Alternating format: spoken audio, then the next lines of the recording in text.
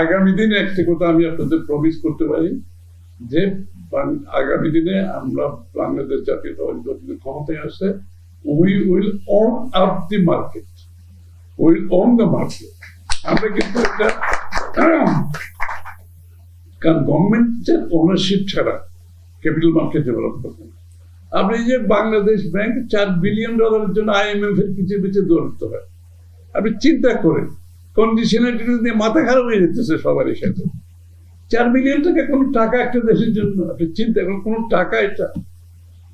আপনার capital market যদি properly operate করে, আপনারা যদি মিউনিসিপাল বন্ড করতে পারে, এই যে মিউনিসিপ্যালিটি কর্পোরেশন গুলো, এদের কি দরকার আছে গভর্নমেন্টের কিছু দরকার টাকার জন্য? ভালো ভালো প্রজেক্ট নিয়ে আসবে, they will operate in the capital market.